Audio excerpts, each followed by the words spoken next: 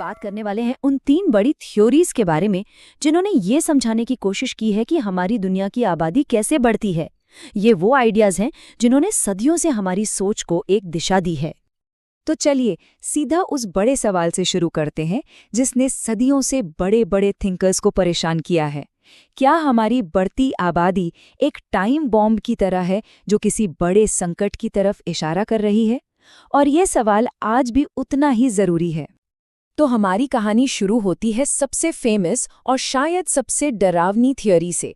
साल 1798 में Thomas Malthus ने एक ऐसा नजरिया पेश किया जो आज तक बहस का मुद्दा बना हुआ है। तो माल्थस की थ्योरी आखिर है क्या? देखिए, सीधी सी बात है, लोग तो बढ़ते हैं 2 गुनी रफ्तार से, लेकिन खाना पीना उतनी तेजी से नहीं बढ़ता। इसका मतलब ये हुआ कि एक न एक दिन टकराव तो होना ही है। यहाँ देखिए, माल्थस का पूरा आइडिया एकदम क्लियर हो जाता है। एक तरफ है आबादी जो 1 से 2, 2 से 4, 4 से 8 ऐसे डबल होती जा रही है, और दूसरी तरफ है हमारे रिसोर्स जो बस एक एक करके धीरे धीरे बढ़ रहे हैं। यही वो गैप है जो सारी प्रॉब्लम की जड़ है। और पता है, माल्थस ने तो एक भविष्यवाणी भी कर दी थी जिसने सबको हिला कर रख दिया। उनका कहना था कि हर 25 साल में दुनिया की आबादी डबल हो जाएगी।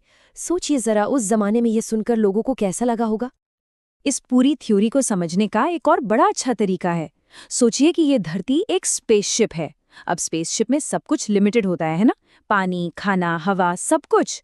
माल्थस का यही कहना था कि अगर हम ये नहीं समझे कि हमारे रिसोर्स भी लिमिटेड हैं तो मुश्किल होनी तय है।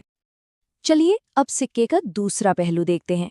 साल 1867 में कार्ल मार्क्स आए और उन्होंने इस पूरे मामले को एक बिल्कुल अलग ही एंगल से देखा। मार्क्स का कहना था कि असली प्रॉब्लम नेचर में नहीं है, बल्कि हमारे इकोनॉमिक सिस्टम यानी कैपिटलिज्म में है। उनके हिसाब से ये जो पॉपुलेशन प्रेशर है, ये कोई कुदरती कानून नहीं है, बल्कि अमीरों और गरीबों के बीच की खाई का एक साइड इफेक्ट है। तो देखिए, मार्क्स ने समाज को 2 हिस्सों में देखा। एक तरफ अमीर यानी कैपिटलिस्ट, जिनका एक ही मकसद था ज्यादा से ज्यादा पैसा बनाना, और दूसरी तरफ गरीब यानी मजदूर, जो अपनी ताकत बढ़ाने के लिए ज्यादा बच्चे पैदा करते थे, जिसे मार्क्स ने एक लेबर आर्मी का नाम दिया। तो इस सिस्टम का नतीजा क्या निकलता है? मार्क्स के मुताबिक जब बाजार में मजदूरों की फौज खड़ी हो जाती है तो उनकी सैलरी अपने आप कम हो जाती है। अब पैसे कम होंगे तो सेहत खराब होगी और डेथ रेट बढ़ेगा। तो एक तरह से देखा जाए तो ये पॉपुलेशन प्रेशर असल में कैपिटलिस्ट सिस्टम को ही फायदा पहुंचाता है। तो माल्थस और मार्क्स के बाद अब आते हैं सबसे मॉडर्न और सबसे ज्यादा इस्तेमाल होने वाले मॉडल पर, जो इन पुरानी आइडियाज से एक कदम आगे हैं। इसे कहते हैं डेमोग्राफिक ट्रांजिशन मॉडल, या शॉर्ट में DTM। इसे थॉमसन और नोटिस्टीन जैसे विचारकों ने पेश किया था। ये मॉडल दरअसल ये बताता है कि जैसे जैसे कोई देश डेवलप होता है, उसकी आबादी का पैटर्न भी बदलने लगता है। तो ये मॉडल 5 स्टेज में काम करता है। देखिए, स्टेज 1, जन्म भी बहुत हो रहे हैं, मौतें भी बहुत हो रही हैं, तो आबादी ज्यादा नहीं बढ़ रही। फिर आता है स्टेज 2, हेल्थ अच्छी होने से मौतें तो कम हो गई, पर लोग बच्चे अभी भी ज्यादा पैदा कर रहे हैं। नतीजा, पॉपुलेशन एक्सप्लोजन। स्टेज 3 में आकर जन्म दर भी कम होने लगती है, जिससे आबादी बढ़ने की रफ्तार धीमी पड़ जाती है। स्टेज 4 में जन्म और मौत दोनों ही रेट कम होकर स्टेबल हो जाते हैं। और आखिर में आता है स्टेज 5, जब जन्म दर मृत्यु दर से भी कम हो जाती है और आबादी घटने लगती है। ये टेबल इन 5 स्टेज का एक क्विक रिकैप है। यहाँ साफ दिखता है कि कैसे बर्थ रेट और डेथ रेट के बीच का बैलेंस हर स्टेज में पॉपुलेशन की कहानी को एक नया मोड़ देता है। ये किसी भी देश की डेमोग्राफिक जर्नी को समझने का एक बेहतरीन टूल है। तो ठीक है, थ्योरीज तो हमने समझ ली, पर सवाल ये है कि आज की दुनिया में ये सब कैसा दिखता है। चलिए इन आइडियाज को असल दुनिया से जोड़कर देखते हैं।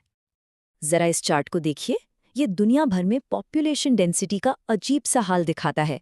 अफ्रीका को देखिए, दुनिया की 20% से ज्यादा जमीन है, लेकिन आबादी सिर्फ 16.6%। वहीं दूसरी तरफ ऑस्ट्रेलिया और न्यूजीलैंड को मिला लें तो 6% से ज्यादा जमीन पर दुनिया की सिर्फ आधी % आबादी रहती है। मतलब रिसोर्स और लोगों का बंटवारा कितना अनइवन है। और यहीं पर DTM मॉडल की असली बात समझ आती है। आज दुनिया के अलग अलग देश इस ट्रांजिशन के अलग अलग स्टेज पर हैं।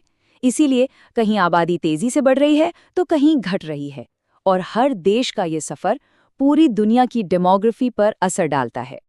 तो आखिर में एक बड़ा सवाल हमारे सामने खड़ा होता है, क्या हर देश स्टेज 5 तक पहुंचेगा जहां आबादी कम होने लगती है, या फिर भविष्य में कोई बिल्कुल नई कहानी हमारा इंतजार कर रही है? इसका जवाब तो खैर आने वाला वक्त ही बताएगा।